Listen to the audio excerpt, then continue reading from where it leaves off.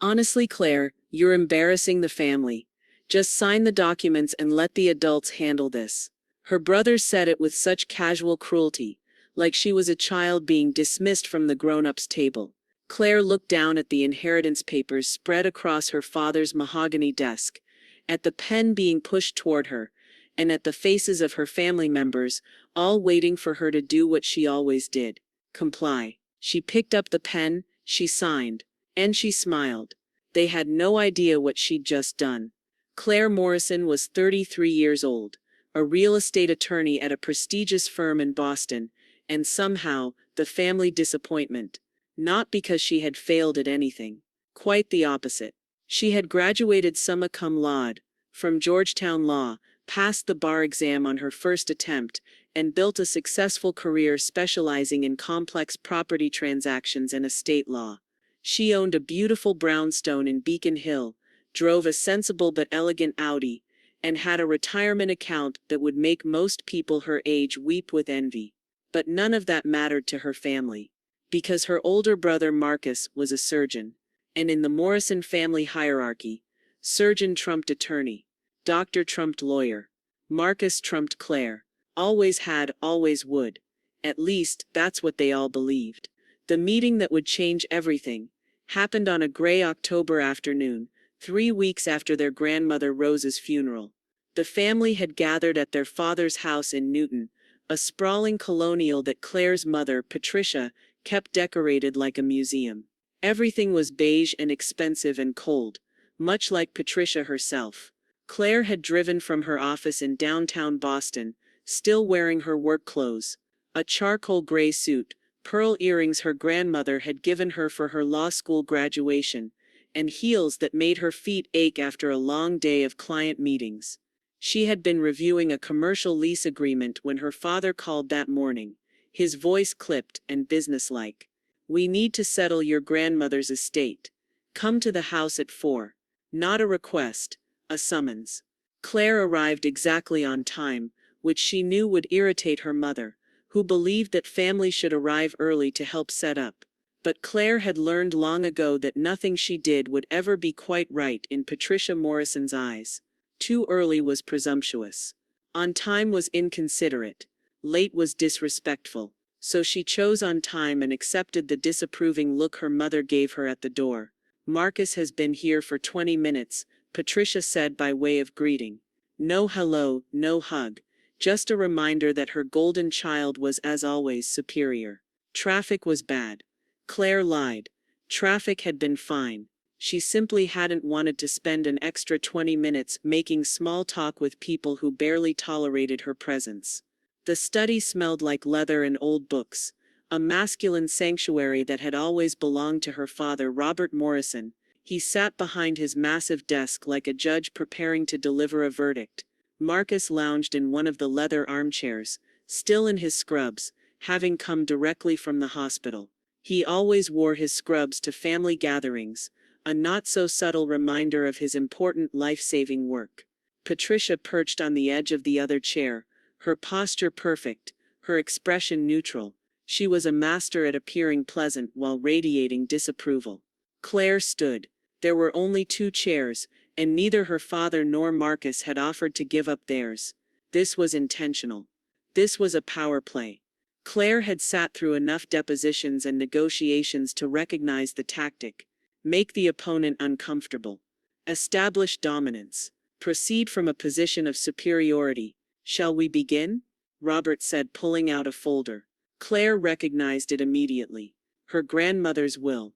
The official one that had been filed with the probate court. The one that had been read at the lawyer's office the week after the funeral. "I thought we already went through the will," Claire said carefully. "We did," Marcus interrupted, his tone suggesting she was being deliberately obtuse. "But now we need to discuss the actual distribution, the execution of the estate." Robert cleared his throat. "Your grandmother had approximately $2.3 million in assets when she passed. The house in Brookline, her investment portfolio, some jewelry, and various other holdings." Claire knew all of this. She had helped her grandmother organize her finances 3 years ago when Rose had started to worry about her memory. They had spent countless afternoons going through bank statements, updating beneficiary designations, and making sure everything was in order.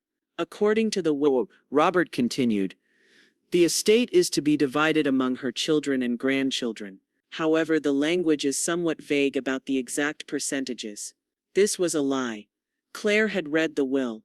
The language was crystal clear. Grandmother Rose had left specific instructions, but Claire said nothing. She wanted to see where this was going. We've discussed it as a family, Patricia said, using the royal we that always meant everyone except Claire. And we believe the fairest distribution would be as follows. Marcus receives $900,000. He has student loans from medical school, and he and Jennifer are trying to buy a larger house now that they have the twins. Claire's expression didn't change, but inside, her stomach tightened. 900,000. Nearly 40% of the estate. To Marcus, who made over $400,000 a year as an orthopedic surgeon. Your father and I will take 800,000, Patricia continued. We need to update the house, and there are some investments we'd like to make for retirement. That was 1.7 million accounted for, which left 600,000. Except there were 4 grandchildren. Claire, Marcus and their 2 cousins, Stephanie and David. Stephanie and David will each receive 200,000, Robert said. They're both still establishing their careers. Stephanie just finished her MBA, and David is starting his dental practice. 400,000 to the cousins. That left 200,000. And there were still 2 people unaccounted for. Claire and her Aunt Linda, Rose's other daughter. What about Aunt Linda? Claire asked, her voice calm. Linda has agreed to take 150,000, Patricia said quickly. She's comfortable with that amount. 150,000. Which meant Claire's share, the share of the granddaughter who had spent every Sunday for a decade with Rose, who had held her hand in the hospital, who had been the last person Rose spoke to before she died, was $50,000. 50,000. Out of 2.3 million. I see, Claire said. Marcus shifted in his chair. Look, Claire, I know it seems unwickle, but you have to understand. You're single, no kids. You have a good job. You don't have the same expenses the rest of us have. And you'll still get something, Patricia added, as if $50,000 was a generous gift rather than an insult. It's not like you're being cut out entirely. Claire looked at her father, waiting for him to say something, to acknowledge that this distribution bore no resemblance to what Rose had actually wanted. But Robert simply pushed the papers toward her. We need your signature to proceed with probate. Everyone else has already agreed.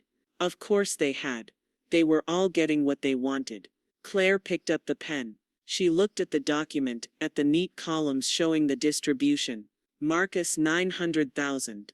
Parents 800,000. Cousins 200,000 each. Aunt Linda 150,000. Claire 50,000. This isn't what grandmother wanted, Claire said quietly. Your grandmother wanted what was best for the family, Patricia snapped. And this is what's best. Now sign. Honestly, Claire, you're embarrassing the family, Marcus said, his voice dripping with condescension. Just sign the documents and let the adults handle this. Let the adults handle this. As if she wasn't a 33-year-old attorney. As if she hadn't spent years studying estate law. As if she was a child who couldn't understand grown-up matters. Claire looked at each of them. Her father, who had never once attended her law school graduation or celebrated her career achievements. Her mother, who introduced her at parties as our daughter the lawyer, always with a slight pause before lawyer, as if she needed a moment to remember what Claire did for a living. Her brother, who had once told her that real doctors save lives, while lawyers just shuffle papers. They were waiting, growing impatient. Claire picked up the pen. She signed her name on the line. Claire, confident, legally binding. There, she said, sliding the papers back across the desk. Are we done? Robert looked surprised that it had been so easy. Yes, we're done. Thank you for being reasonable about this. Reasonable. That was the word they always used. Be reasonable, Claire. Don't make waves. Accept what you're given and be grateful. Claire gathered her purse. I should get going. I have an early meeting tomorrow. Claire, Patricia called as she reached the door. You understand why this was necessary, don't you? Family has to look out for each other. Claire turned back. She smiled. A real smile, warm and genuine.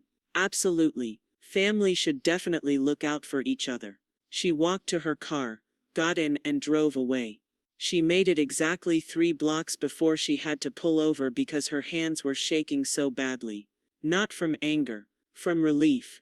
Because what they didn't know, what they couldn't possibly know, was that the document they had just made her sign was completely meaningless. Grandmother Rose had been far more clever than any of them realized. And Claire had known about it for years. To understand why Claire was smiling as she drove away from her family's house, you had to go back 10 years. Back to when she was 23, fresh out of law school, and her grandmother Rose was 78. Rose Morrison, née Sullivan, had been a force of nature her entire life. Born in 1932, she had grown up during the Depression, survived World War II, and built a successful life through sheer determination and intelligence. She had married Edward Morrison in 1954, and together they had built Morrison Properties, a small but successful real estate development company.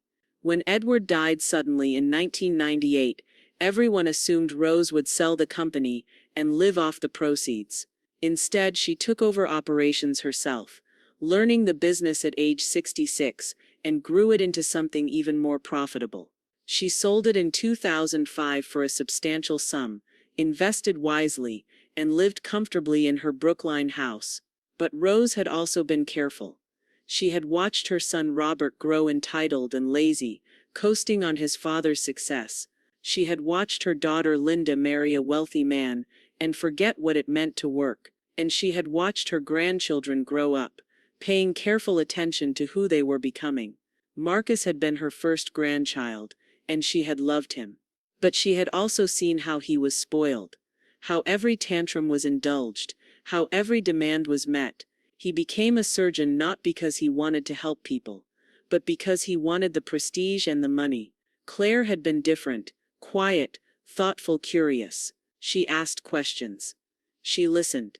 She remembered things. The connection between Rose and Claire began when Claire was 13. Rose had mentioned offhandedly at a family dinner that she was reading a book about the Supreme Court. Claire had asked which justices she found most interesting. It was a simple question, but it led to an hour-long conversation that left Rose impressed and Patricia annoyed that her daughter was monopolizing grandmother's attention. After that, they found excuses to talk. Phone calls that stretched long. Coffee dates when Claire was in high school. Real conversations about life, career, choices. When Claire got into Georgetown Law, Rose had been the only family member who seemed genuinely proud. Everyone else treated it like Claire was showing off, or worse, trying to compete with Marcus, who was in medical school at the time. Rose drove down to Washington, D.C. for Claire's law school graduation. She sat in the audience, beaming, while Robert and Patricia stayed home because they had a conflict with Marcus's residency celebration.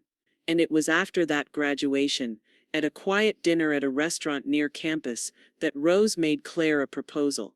I need a lawyer I can trust, Rose said, stirring her coffee. Someone who won't try to manipulate me or take advantage. Someone smart. You have lawyers, Claire pointed out. Her grandmother had a whole firm handling her affairs. I have lawyers who work for me, Rose corrected. I need someone who cares about me. Someone who will make sure my wishes are honored, no matter what anyone else wants. Claire had been young, barely 25, but she understood what Rose was really saying. She had seen how Robert and Patricia treated Rose's money like it was already theirs.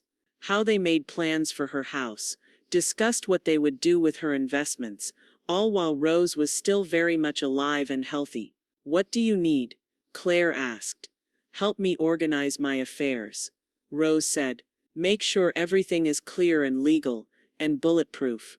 And when the time comes, make sure my wishes are followed. So Claire did. Over the next several years, Usually during those Sunday visits that became routine, Claire helped Rose review her finances. They organized her investment portfolio. They updated beneficiary designations. They created detailed documentation of every asset. And Rose told Claire about the trust. The secret trust that Edward had established decades ago, back when Robert was young and already showing signs of the entitled, careless attitude that would define him. The trust that Rose had maintained and grown, that existed separately from her public estate. Edward knew. Rose explained to Claire during one of their Sunday afternoon meetings. She was 82 then, still sharp as ever. He knew that if we left everything in a traditional will, Robert would go through it in 5 years. He'd spend it on cars and vacations and whatever Patricia wanted, and Marcus would follow the same path. The trust was sophisticated, ironclad, and completely legal. It held approximately $3.1 million in assets, property, investments, liquid capital, all of it separate from the estate that would go through probate. The public will leaves them the Brookline house and what's in my regular accounts, Rose said. They'll get their money. Enough to be comfortable. But the bulk of my wealth, the part that Edward and I really built, that goes to you.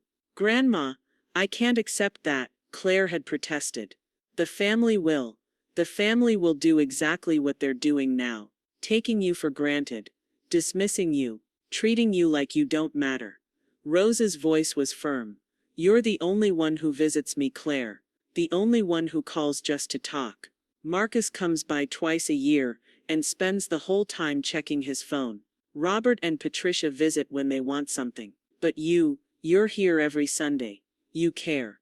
I care because you're my grandmother. Not because of money. I know that. That's exactly why you're the one getting it. The trust had been set up to transfer automatically upon Rose's death. There was no probate, no court proceedings, no family input required. The trustees were a law firm in New York that had no connection to the Morrison family. Claire didn't even need to do anything. The trust would simply execute according to its terms. Rose had made Claire memorize the key details. The trustee contact information, the account numbers, the distribution timeline. Everything Claire would need to know. But don't tell them, Rose had warned. Not yet. Let them think they're getting everything. Let them show you who they really are. And then when the trust executes, when they realize what's happened, you'll already be beyond their reach. Claire had thought it was dramatic at the time. Unnecessarily secretive. Surely her family wouldn't actually try to cheat her out of her rightful inheritance. Surely they wouldn't be that cruel. She had been wrong. The document they had made her sign that afternoon, the one dividing Rose's estate so unfairly, was real. It did distribute the assets in the public will, the assets that would go through probate. The Brookline house worth about $800,000. The investment accounts in Rose's name totaling about $1.5 million. But that was all. The trust, the real wealth, had already transferred to Claire the moment Rose died. $3.1 million that her family didn't even know existed. Claire had signed their document because it didn't matter. They could divide the public estate however they wanted. She already had everything that mattered. Rose had been right.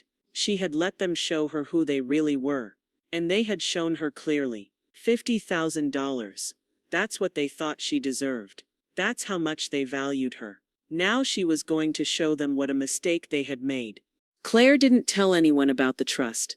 Not her colleagues at work. Not her few close friends, certainly not her family. She went to the office the next day as usual, reviewed contracts, met with clients, responded to emails.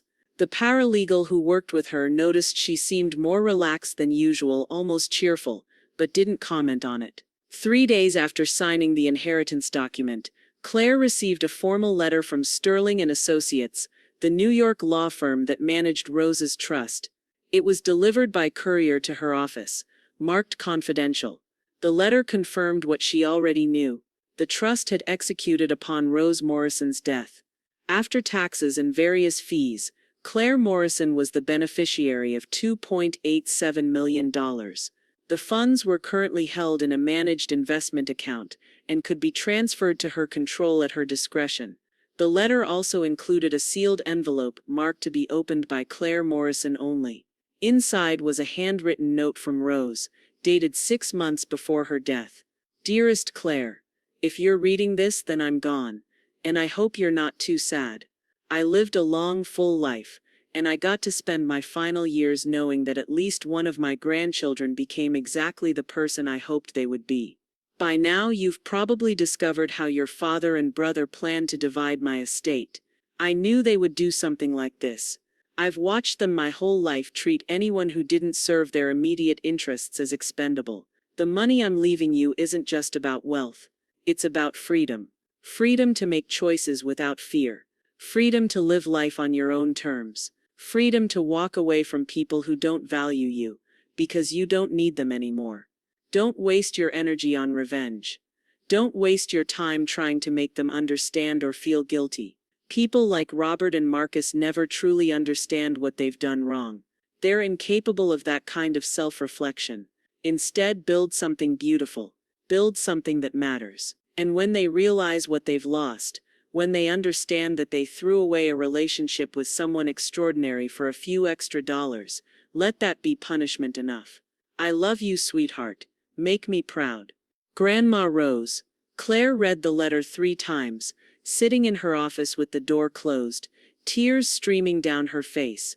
Not tears of sadness, but of gratitude. Rose had seen her, truly seen her, in a way no one else in the family ever had. She folded the letter carefully and put it in her briefcase. Then she opened her laptop and began making plans. The first thing Claire did was call Sterling and Associates and arrange a video meeting with the senior partner who had managed Rose's trust. His name was Jonathan Sterling, a dignified man in his 70s who had known Rose for decades. Your grandmother was an exceptional woman, he said during their call. She spent 3 years making sure this trust was absolutely ironclad. She knew there might be challenges. Will my family be able to contest it? Claire asked. They can try, Jonathan said. But the trust was established legally, funded legally, and executed according to its terms. Your grandmother was of sound mind when she created it, and we have extensive documentation to prove that. Unless they can prove fraud or undue influence, which they can't, the trust is yours. When will they find out?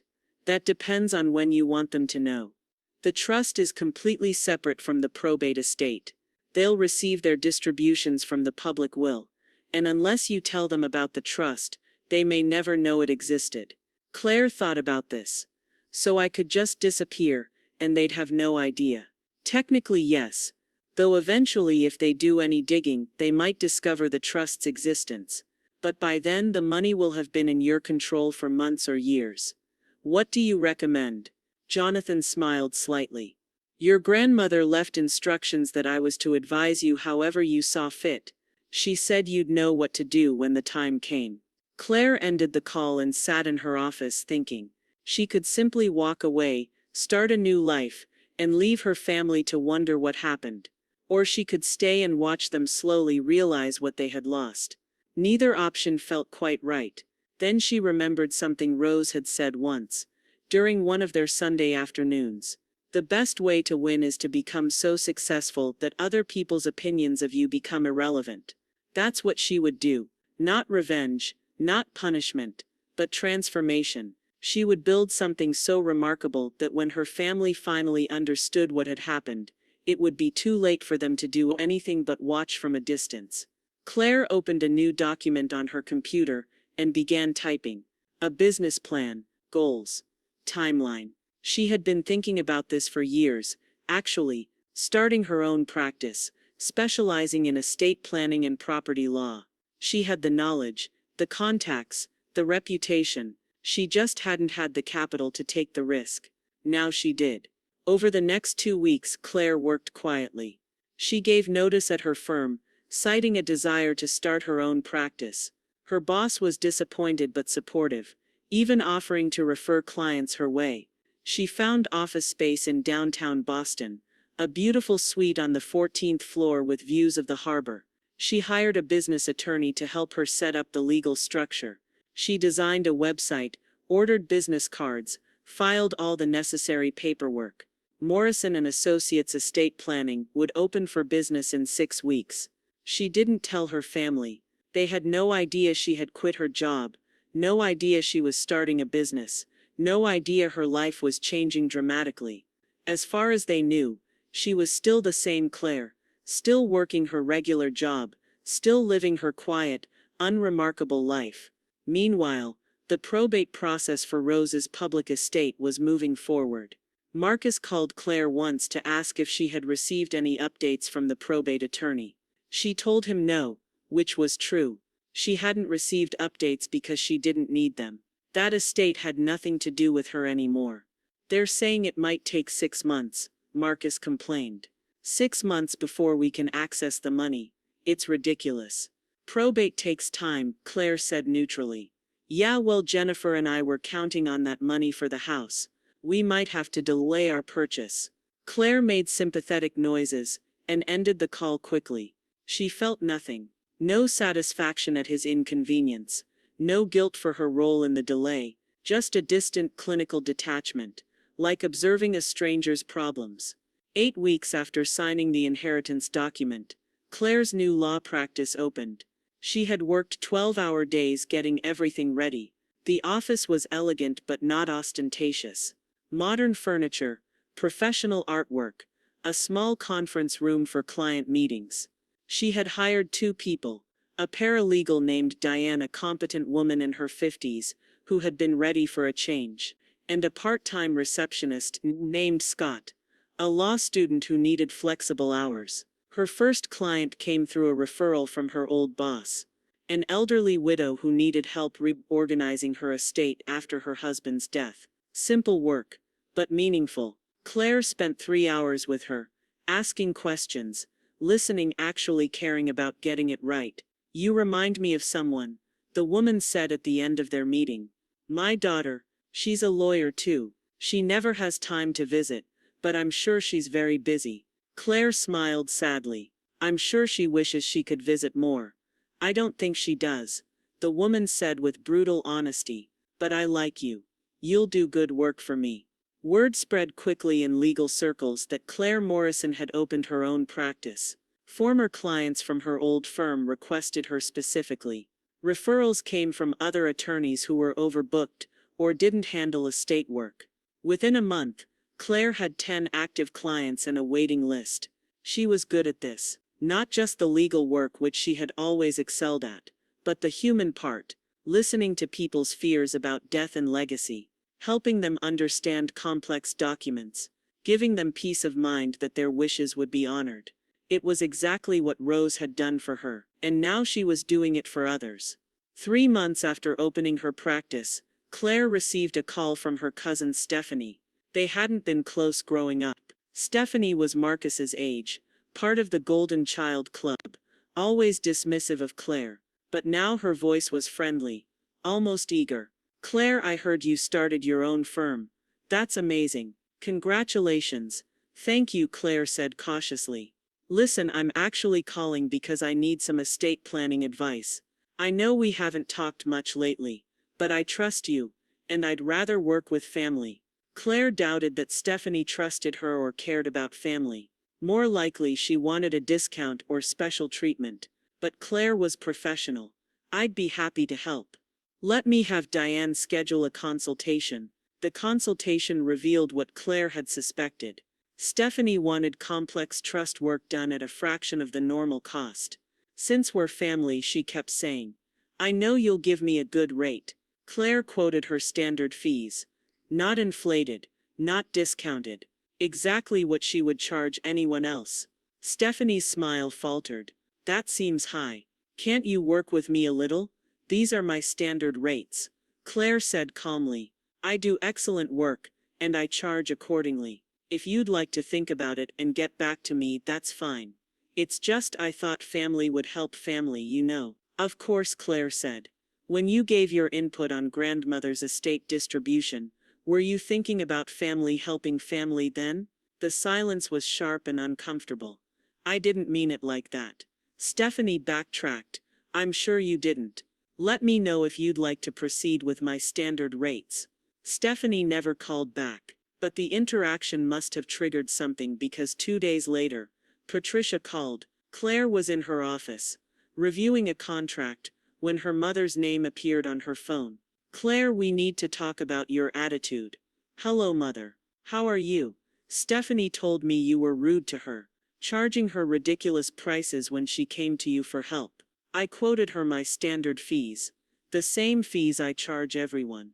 But she's family, Patricia said as if this explained everything. Family doesn't charge family. Family also doesn't cut family out of inheritances. Claire said mildly, that's what this is about. You're still upset about that. Claire, we explained the reasoning. We thought you understood. I understood perfectly. And I understand why Stephanie is upset now. She wanted special treatment, and I didn't give it to her. Just like I didn't get special treatment from the family. This is different. She needs help. So did I. But my needs didn't matter, because I'm single and I have a job. Remember, Patricia made an exasperated sound. You're being petty. Your grandmother would be disappointed. Claire smiled. If only her mother knew. Actually, I think grandmother would be proud. I'm running a successful business, treating all my clients fairly, and not letting people take advantage of me. That's exactly what she taught me. She taught you to be selfish. She taught me to know my worth. There's a difference. Claire ended the call. Her hands weren't shaking this time. She wasn't upset. She was calm, centered, clear. She was winning. 6 months after Rose's funeral, the probate process for her public estate finally completed. The Brookline house sold for $790,000.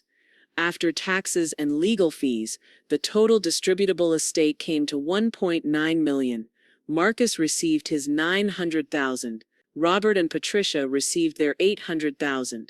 Stephanie and David each received their $200,000. Aunt Linda received $150,000, and Claire received her $50,000. The check arrived by mail, $50,000, made out to Claire Morrison.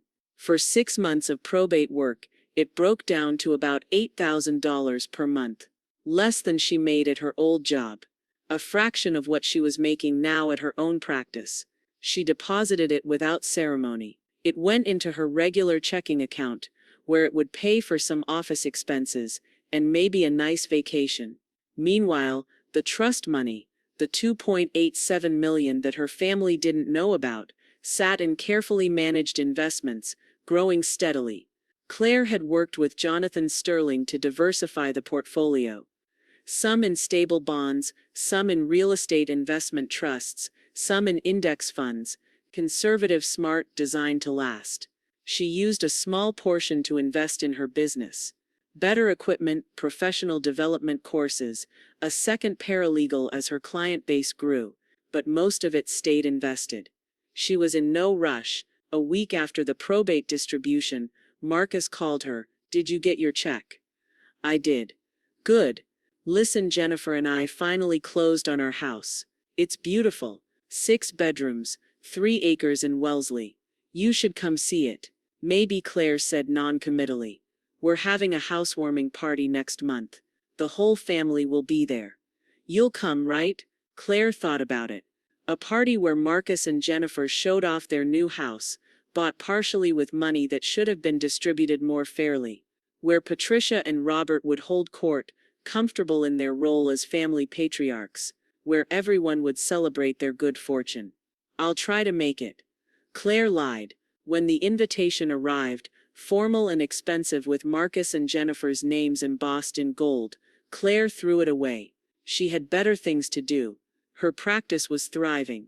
She now had 35 active clients, more referrals coming in every week, and a reputation for being thorough, trustworthy, and excellent at her work. She had hired a third paralegal, and was considering bringing on an associate attorney. She had also started doing pro bono work one afternoon a week, helping elderly clients who couldn't afford legal fees, setting up simple wills, healthcare proxies, powers of attorney. The work Rose had always believed was important, making sure people's wishes were honored, regardless of their wealth. One of those pro bono clients was an 86-year-old woman named Margaret. She reminded Claire of Rose. Sharp, funny, independent. During their third meeting, Margaret asked Claire a question. You're young to be doing this kind of work. Estate planning. Most young lawyers want excitement. Criminal law, corporate litigation. Why this? Claire thought about how to answer. My grandmother taught me that the most important thing in life is making sure your wishes are honored, that the people you love are taken care of, that your legacy means something. I guess I want to help people do that. Margaret studied her. Your grandmother sounds like she was a wise woman. She was. The wisest person I ever knew. Did she leave you anything, in her will? Claire smiled. She left me everything that mattered. Marcus's housewarming party came and went. Claire didn't attend. She didn't call to explain or apologize. She simply didn't show up. Patricia called the next day, furious. You embarrassed Marcus. Everyone was asking where you were. I was working, Claire said. Which was true. She had been at the office preparing for a complicated trust restructuring. On a Saturday. I have clients who need me. Family needs you too. Or doesn't that matter anymore? Family hasn't seemed to matter much for the past 33 years. Claire said, I'm just following the example you set. What is that supposed to mean? It means I'm tired of being the only person in this family who's expected to show up, be grateful, and accept whatever scraps I'm given. I'm building my own life now, and if that's inconvenient for you, that's not my problem. She hung up. It felt liberating. 9 months after Rose's death, Claire's practice had grown enough that she needed a bigger space. She found a beautiful office suite on the 20th floor of a building in downtown Boston. Floor-to-ceiling windows, a proper conference room, space for 4 attorneys, and support staff. It was expensive. More than she would have been able to afford before the trust. But she could afford it now. She could afford anything now. She didn't think about the money much. It was simply there, a foundation, allowing her to make choices based on what she wanted rather than what she could afford. She drove the same Audi. She still lived in her Beacon Hill brownstone. She didn't buy designer clothes or expensive jewelry, but she did buy a beach house. A small cottage on Cape Cod, right on the water. It needed work, but it had good bones and a spectacular view. She spent weekends there, renovating slowly, making it hers. She didn't tell her family about it. Why would she? They had never been interested in her life before. 1 year after signing the inheritance document, Claire's practice had quintupled in size. Morrison and Associates now employed 4 attorneys, 6 paralegals, and 2 administrative staff. They had more clients than they could handle, and were being selective about taking new cases. Claire had been featured in Boston Magazine's Top 40 Under 40 Inches list. The article praised her innovative approach to estate planning, her commitment to pro bono work, and her rapid business growth. She framed the article and hung it in her office, not because she was vain, but because it was proof. Proof that she had built something meaningful. Proof that her value had nothing to do with her family's opinion of her. And then, exactly 13 months after Rose's death, everything changed. The letter arrived at Marcus's office, delivered by certified mail from Sterling and Associates. Marcus signed for it, assuming it was some kind of routine legal matter, perhaps a final accounting from Rose's estate. He opened it during his lunch break, eating a sandwich at his desk while reviewing patient files. The letter was brief and devastating. Dear Dr. Morrison, this letter is to inform you that a discrepancy has been discovered in the estate settlement of Rose Elizabeth Morrison, deceased. Upon routine audit of probate records, it has come to our attention that certain assets were not included in the public estate filing. Specifically, a revocable living trust established by Mrs. Morrison in 2003 was not disclosed during probate proceedings. This trust, managed by our firm, held significant assets that should have been included in the total estate valuation. As a beneficiary of Mrs. Morrison's estate, you may have been materially affected by this omission. We recommend you consult with your own legal counsel regarding potential remedies. For questions, please contact Jonathan Sterling at the number below. Marcus ripped the letter 3 times. His sandwich sat forgotten on his desk. A trust, A secret trust that hadn't been included in probate. How much money was in this trust? Why hadn't anyone told them about it? Who had received the assets? He called his father immediately. Dad, did you get a letter from Sterling and Associates? What? No. Why? Marcus read him the letter word for word. The silence on the other end was long and heavy. How much money are we talking about? Robert finally asked. I don't know. The letter doesn't say, but it says significant assets. Call that attorney, Sterling. Find out what's going on. Marcus called the number in the letter. A secretary answered, professional and cool. Sterling and Associates, how may I direct your call? Jonathan Sterling, please. It's regarding the Rose Morrison estate. One moment. 2 minutes later, a man's voice came on the line. Older, confident, the voice of someone who had delivered bad news many times before. Dr. Morrison. Thank you for calling. I'm sure you have questions. What the hell is this trust? Why didn't we know about it? The trust was established legally and properly. It was a separate instrument from Mrs. Morrison's will. There was no obligation to disclose it during probate proceedings. But we're her heirs. We have a right to know. You're heirs to her probate estate which you received according to her will. The trust operated separately. How much money was in this trust? I'm not at liberty to discuss the specific assets. You would need to speak with the trustee, which is our firm, or with the beneficiary. Who's the beneficiary? I'm not at liberty to disclose that information. Marcus felt his face getting hot. This is my grandmother's money. I have a right to know where it went. Dr. Morrison, I understand your frustration, but the trust was administered according to Mrs. Morrison's wishes and in full compliance with the law. If you believe there was wrongdoing, you're welcome to pursue legal action. However, I can assure you that this trust has been in place for over 20 years and has been audited multiple times. 20 years. She had a secret trust for 20 years. It wasn't secret. It simply wasn't part of her public estate. There's a difference. Marcus hung up without saying goodbye. His hands were shaking. He called his father back. He won't tell me anything. Won't say how much money. Won't say who got it. Then we hire our own lawyer. Robert said. Someone who can force them to disclose. Do you think Mom knew about this? There was a pause. I don't know. Call your mother, and call Claire. See if she knows anything. Marcus called Patricia first. She hadn't received a letter but was immediately outraged. A secret trust. That's absurd. Mother would have told us. Apparently she didn't. Well, find out who got the money. It should have been split among all of us.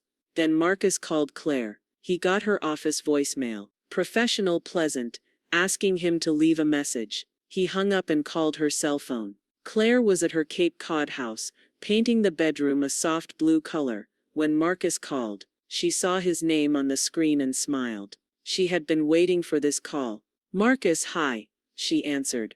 Did you get a letter from Sterling and Associates? What kind of letter? About grandmother's estate. About a trust.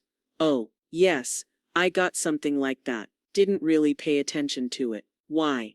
Because there was apparently a secret trust. Money that wasn't included in the probate estate. Really, how much? They won't say. Claire, did you know about this? Why would I know about it? You spent all that time with grandmother, helping her with her finances. Did she ever mention a trust? Claire set down her paintbrush carefully. Marcus, I helped her organize her bills and update some beneficiary forms. I didn't have access to all of her financial information. She had her own attorneys for that. This was technically true. She hadn't had access to all of Rose's information. Only the parts Rose wanted her to see. Sterling and Associates managed it. Marcus said. The same firm that sent the letters. You have to know something. I know that if grandmother had a trust, she probably had good reasons for it. And she probably left it to whoever she wanted to. This isn't right, Claire. There could be millions of dollars that should have been split among the family. Should have been. According to who? According to basic fairness. We're her family. We deserve to know about this. Claire laughed. She couldn't help it. The irony was too perfect. Marcus, you're upset about fairness. You who took $900,000 while I got 50. Now you're concerned about fair distribution. That was different. How? Because we explained the reasoning. You agreed to it. I signed a document. That's not the same as agreeing. Claire, do you know who got this trust money? She thought about lying, but what was the point? They would find out eventually. Better to control the narrative now. Yes, she said calmly. I know who got it. Who? Me. The silence stretched so long that Claire checked her phone to make sure the call hadn't dropped. What? Marcus finally said. The trust was left to me. Grandmother set it up years ago. It transferred to me when she died. How much? Does it matter? Of course it matters. Claire, if there's money that should have been split, it shouldn't have been split. It was grandmother's money in a trust she created, to be distributed according to her wishes. Her wishes were that I receive it. That's impossible. Why would she do that? Maybe because I was the one who actually spent time with her. Maybe because I was the one who cared about her as a person, not as a bank account. This is insane. You can't just take millions of dollars. It's not millions. Claire interrupted. And I didn't take anything. It was given to me legally and properly. How much, Claire? She thought about not telling him, but he would find out anyway. And she wanted him to hear it from her, wanted him to understand exactly what they had lost. After taxes and fees, $2.87 million. Marcus made a choking sound. 2.87. That's more than the entire probate estate. Yes, you've had this money for over a year and you didn't tell anyone? Why would I? It's my money. I don't report my financial situation to the family. But we're your family. We have a right to know. Like I had a right to know you were planning to give me $50,000 out of a $2 million estate. Like I had a right to be treated fairly. Those kinds of rights. Claire, you can't keep all that money. It's not right. Marcus, I'm going to be very clear with you. The trust was legal. The distribution was legal. The money is mine, and I'm keeping it. All of it. We'll contest this. We'll take you to court. Go ahead. Grandmother spent 3 years making sure that trust was bulletproof. You'll lose, and you'll spend a fortune in legal fees trying. She hung up before he could respond. Her hands were steady, her breathing was calm, and she was smiling. Marcus immediately called a family meeting. Everyone gathered at Robert and Patricia's house that evening. Marcus, his wife Jennifer, Patricia, Robert, Stephanie, David, and even Aunt Linda, who drove up from Connecticut. Claire was not invited. Explain this to me again, Robert said, standing by the fireplace in his study. Claire has had almost $3 million for over a year and said nothing. That's what she told me. Marcus confirmed. Some trust that Mother set up. Sterling and Associates managed it. I never heard Mother mention any trust, Patricia said. She wouldn't have. Aunt Linda said quietly. Everyone turned to look at her. Mother was very private about her finances, even with me. But I'm not surprised she set something up separately. Did you know about this?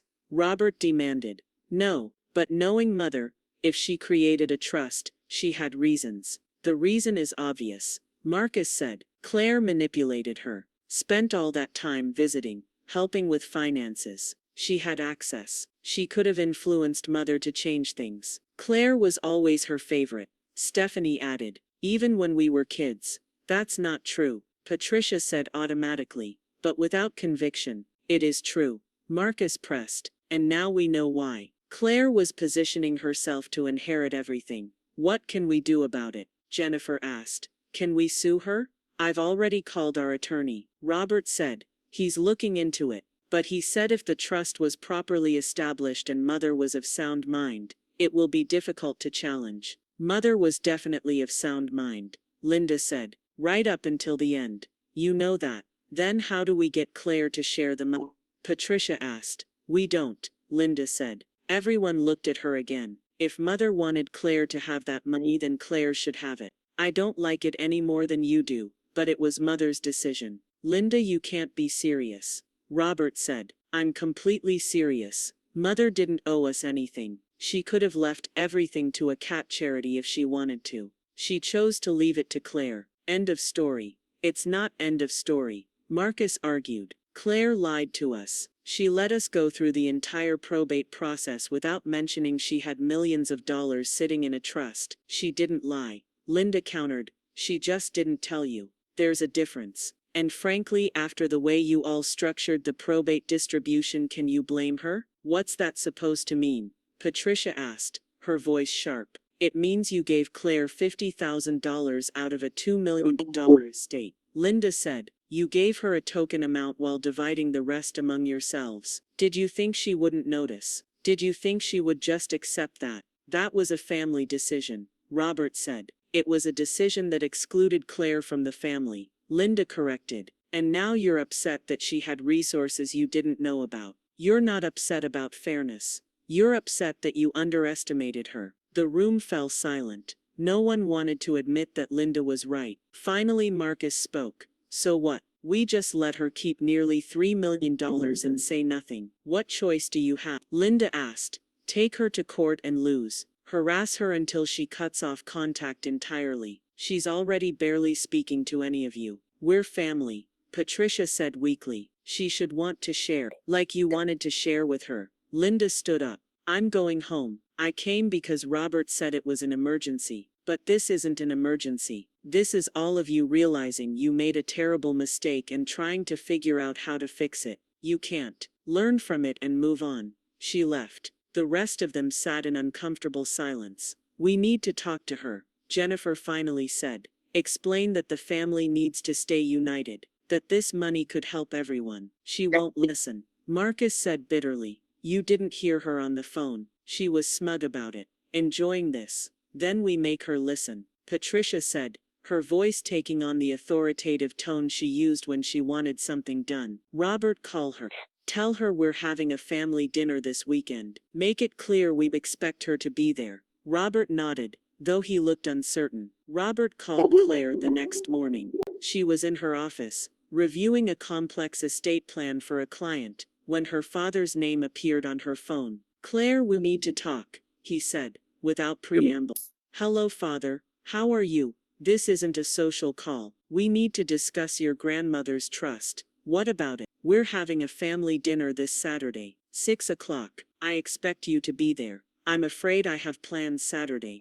Cancel them. This is important. My plans are important too. Claire, don't be difficult. We need to discuss this situation. There's nothing to discuss. The trust was legal. It's been distributed. The matter is closed. The matter is not closed. We're your family. We deserve to understand what happened. You deserve. Claire repeated. That's interesting. When I deserved a fair portion of the inheritance, that didn't seem to matter. But now that you know I have money you didn't expect, suddenly fairness is important. This is different. How? Because you withheld information from the family. I withheld my private financial information, which I'm not obligated to share with anyone. You're obligated to be honest with your family. Claire laughed. Am I? Where's that obligation written? Because I don't remember signing anything that said I had to report my finances to you. Claire, please, come to dinner. Let's discuss this like adults. Like adults. The way we discussed the estate distribution like adults. Where I was told to be quiet and sign the papers and let the real adults handle things. Robert was quiet for a moment. You're still angry about that. I'm not angry at all. I'm just matching the energy you all gave me. You wanted me to accept what you offered without complaint. Now I'm expecting you to accept what grandmother offered without complaint. Fair is fair. It's not the same thing. It's exactly the same thing. You just don't like being on this side of it. Claire, I'm asking you to come to dinner, and I'm declining. I have a business to run, clients to serve, a life to live. I don't have time for family dinners where I'm going to be interrogated and pressured. So that's it. You're just done with the family. Claire thought about this carefully. I'm done being treated like I don't matter. If the family wants a relationship with me, they can start by treating me with respect. Until then, I'm busy. She hung up. 2 minutes later, her mother called. Claire didn't answer. Then Marcus. Then Stephanie. She blocked all their numbers. Diner, her paralegal, knocked on her office door. Everything okay? Your phone's been ringing a lot. Family drama. Claire said, it's fine. Do you need to take some time? No, I need to focus on work. Can you pull the Jenkins file? I want to review it before our meeting this afternoon. Work. That's what matters now. Building something meaningful. helping clients, growing her practice. The family could sort themselves out without her. Saturday came and went. Claire spent it at her Cape Cod house, refinishing the hardwood floors in the living room. It was physical, exhausting work that left her muscles sore and her mind clear. She didn't think about the family dinner she was missing, didn't wonder what they were saying about her, didn't care. On Sunday morning, she woke early and went for a run on the beach. The October air was crisp and clean, the ocean vast and indifferent. She ran until her legs burned, then walked back slowly, breathing hard, feeling alive. Her phone had 17 missed calls and 34 text messages. She deleted them all without reading them. Monday morning, Claire arrived at her office to find a man waiting in the lobby. He was in his 60s, wearing an expensive suit, carrying a leather briefcase. He stood when she entered. "Miss Morrison, I'm Gerald Hutchins. I represent your father in legal matters. Do you have a few minutes to speak?" Claire's expression didn't change. "I have a full schedule today. You'll need to make an appointment. This is regarding your grandmother's estate. I think you'll want to hear what I have to say.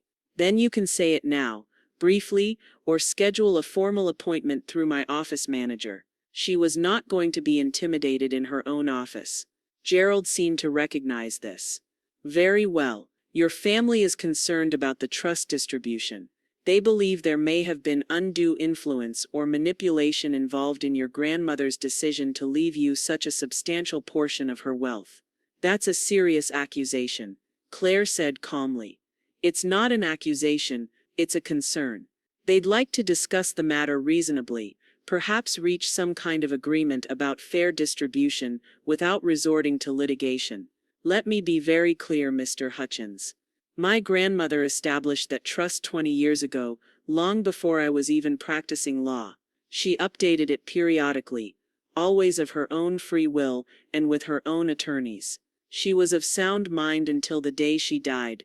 There was no undue influence, no manipulation, no wrongdoing of any kind. Nevertheless, my family received exactly what my grandmother intended them to receive through her will.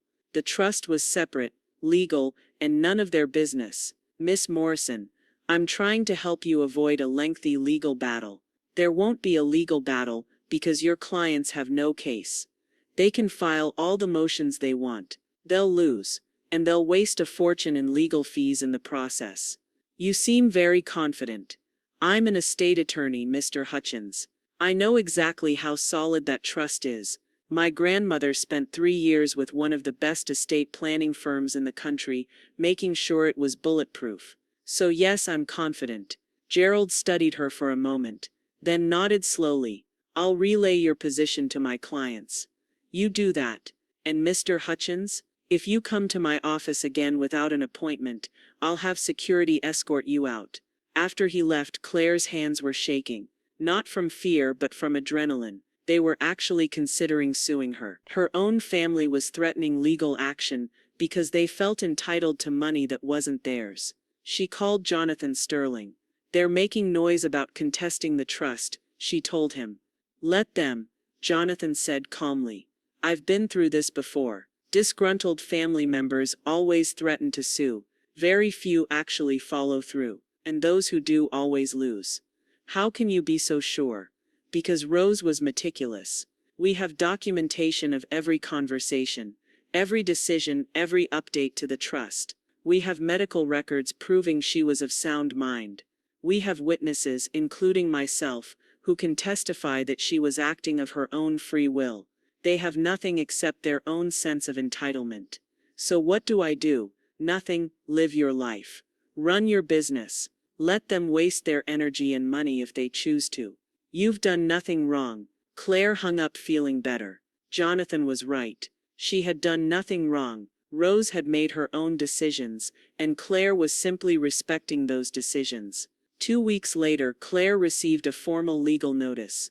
Robert Morrison, Marcus Morrison, Patricia Morrison, Stephanie Chen, and David Morrison were filing a petition to contest the distribution of Rose Morrison's trust on grounds of undue influence and lack of testamentary capacity. Claire read the petition in her office, her face expressionless. It was exactly what Jonathan had said would happen. They were claiming that Rose had been manipulated by Claire, that she hadn't understood what she was signing, that the trust was invalid. It was all lies. But it would have to be addressed. Claire forwarded the petition to Jonathan Sterling, then called her own attorney, a litigator named Rachel Winters, who specialized in estate disputes. Can they win? Claire asked after explaining the situation. Rachel read through the petition carefully. Not based on this. They're making vague accusations without any concrete evidence. But they can make your life difficult for a while. Discovery depositions, court appearances. It's designed to pressure you into settling. I'm not settling. Good. Because you'd be setting a terrible precedent. You did nothing wrong, Claire. Your grandmother had every right to leave her money to whoever she wanted. So what happens now? We respond to the petition. We file a motion to dismiss. We demonstrate that their claims have no merit. And we prepare for the possibility that this goes to trial. Though I doubt it will. How long will this take? Could be 6 months. Could be a year. Depends on how aggressive they want to be. Claire nodded. She had expected this. Part of her was even relieved. At least now everything was out in the open. No more pretending. No more awkward family interactions. Just a clear legal battle that would settle things once and for all. Do whatever you need to do, Claire told Rachel. I'm not backing down. The legal battle began in earnest. Depositions were scheduled. Document requests were filed. Claire spent hours with Rachel, going through every interaction she'd ever had with Rose, every conversation about finances, every Sunday visit. They're looking for any sign that you pressured her. Rachel explained. Any evidence that you used your legal knowledge to manipulate her. I never did. I know, but we need to be prepared for them to twist innocent moments into something sinister. The first deposition was brutal. Marcus's attorney, an aggressive woman named Diane Shepherd, questioned Claire for 6 hours about her relationship with Rose. Isn't it true that you visited your grandmother every Sunday for 10 years? Yes, and during those visits you discussed her finances. Sometimes, she asked for help organizing things. So you had extensive knowledge of her financial situation. I knew some details, yes. Including the fact that she had over $5 million in assets. I knew she was comfortable, yes. And you, a young attorney with student loans and a modest income, spent every Sunday with this wealthy elderly woman. Doesn't that seem suspicious? I spent time with her because I loved her. Because she was my grandmother and I cared about her. Or because you wanted to ensure you'd inherit her money. Claire looked Diane Shepherd directly in the eyes. If that was my goal, I did a terrible job. Because according to your client's probate distribution, I only got $50,000. The lawyer paused, clearly not expecting that answer. The trust was separate, Diane said. Recovering the trust existed for 20 years.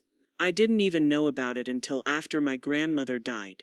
You expect us to believe that you helped your grandmother with her finances, but didn't know about a multi-million-dollar trust. She had her own attorneys. Sterling and Associates. They managed the trust. I helped her with basic things like paying bills and updating beneficiary forms on her regular accounts. How convenient. It's the truth. The deposition continued in that vein. Accusatory questions designed to make Claire sound calculating and manipulative. But Claire remained calm, answering each question honestly, never getting defensive. When it was over, Rachel patted her shoulder. You did great. They have nothing. It felt like they had a lot. They have innuendo and suspicion. That's not evidence. In court you'll demolish them.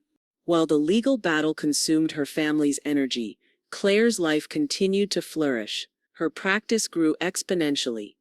Morrison and Associates now employed 6 attorneys and had opened a second office in Cambridge. She had been invited to speak at conferences, published articles in legal journals, and developed a reputation as one of the best estate planning attorneys in Massachusetts. But more importantly, Claire had found peace.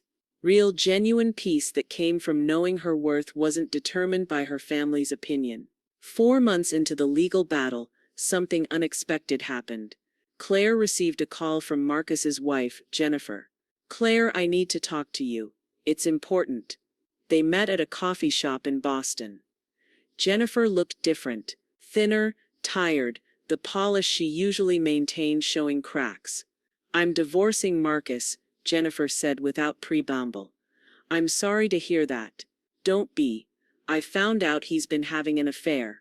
And when I started digging into our finances, I discovered he's been gambling. We're drowning in debt, Claire. The house, the cars, everything. It's all mortgaged to the hilt." Claire said nothing, letting Jennifer continue. "That's why he's so desperate about the trust. He needs that money. He thought if he could force you to settle, to split it with the family, he'd get enough to save himself. Why are you telling me this? Because what he's doing to you is wrong. You loved grandmother, you were there for her, and he's trying to destroy you because he's broke and desperate." Jennifer paused. "I'm prepared to testify. If this goes to trial, I'll tell the judge everything." After Jennifer left, Claire called Rachel immediately. "We have a witness, and she's going to change everything." The impact was immediate. When Marcus's attorney learned that Jennifer would testify against him, revealing his financial desperation and lies about Rose's mental capacity, the case began to crumble. Within 2 weeks, Stephanie and David withdrew from the lawsuit. Then Marcus himself dropped out, his lies about to be exposed publicly. That left only Robert and Patricia. 6 months into the legal battle, Robert's attorney called for a settlement meeting. Claire agreed to meet them at a neutral location, a conference room at Gerald Hutchins's office. Her parents looked smaller than she remembered. Older, frightened, finally understanding that they were going to lose.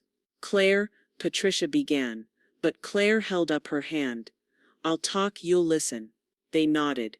"You gave me $50,000 out of a $2.3 million estate because you thought I didn't matter as much as Marcus. When you found out about the trust, instead of being happy that grandmother had taken care of me, you sued me.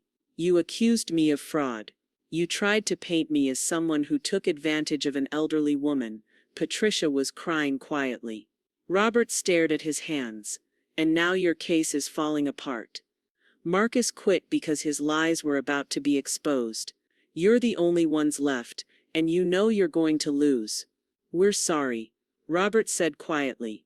"Are you sorry for what you did? Or sorry you're losing?" The silence stretched. Finally Patricia looked up. "Both. We got caught up in Marcus's panic. He made it sound like you'd stolen from the family. And we believed him because it was easier than admitting we'd been terrible parents to you. You were terrible parents." Claire said calmly, "You made me invisible my entire life. You took me for granted until there was nothing left to take." "What can we do?" Robert asked. "You drop the lawsuit. You sign whatever papers your attorney gives you, and then you leave me alone. Maybe someday we can try to build something. But right now, I don't want anything from you except distance." Claire stood to leave, then paused. "Grandmother saw this coming.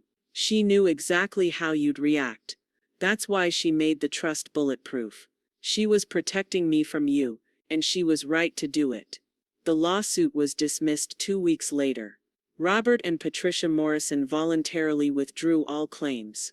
The judge entered a final order confirming that the trust distribution was valid and legal.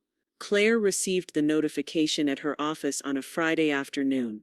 She read it once, filed it away, and went back to work. That evening at her Cape Cod house, she opened a bottle of champagne, not to celebrate victory over her family, but to honor Rose, to thank her for the greatest gift anyone had ever given her, the gift of freedom. 5 years after Rose's death, Claire was 38 years old.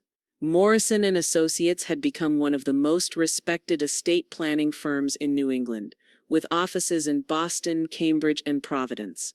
She employed 23 people and had been featured in numerous publications. But more importantly, she had built a life that mattered. She spent her weekends at her Cape Cod house, which she had fully renovated. Some evenings she worked. Other evenings she simply sat on her deck, watching the ocean, feeling grateful, She had started a foundation in Rose's name, providing free estate planning services to elderly clients who couldn't afford legal fees, making sure their wishes would be honored, regardless of their wealth. Marcus had reached out occasionally over the years. Brief emails, always apologetic. Claire responded politely but kept her distance. Some relationships couldn't be repaired, only acknowledged. Her parents had moved to Florida. They sent Christmas cards. Claire sent them back. It was enough. Aunt Linda remained the one family member Claire was truly close with. They had dinner once a month, talking about everything and nothing. One October afternoon, exactly 5 years after signing that inheritance document, Claire stood in her office looking at the framed letter from Rose. The one that had told her to build something beautiful. She had done exactly that. Her phone buzzed. A new client inquiry. A woman whose family was pressuring her to give up her inheritance from her grandmother. Claire would help her protect her rights, just as Rose had helped protect hers. Because that was the real legacy, not the money, though, that had made everything possible. The real legacy was understanding that your worth wasn't determined by how others treated you, but by how you chose to respond. Claire had chosen to build rather than destroy, to create rather than take revenge, to become so successful that her family's opinion of her became irrelevant. Rose had given her the tools.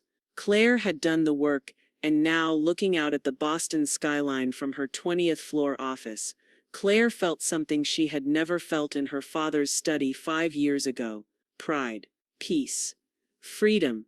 The family had offered her $50,000 and thought she would be grateful. Instead, she had taken her inheritance, her dignity, and her self-worth, and built something they could never touch. She had won.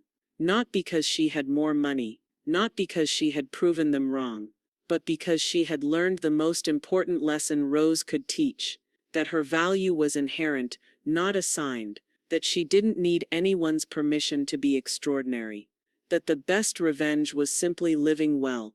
And Claire Morrison was living very, very well.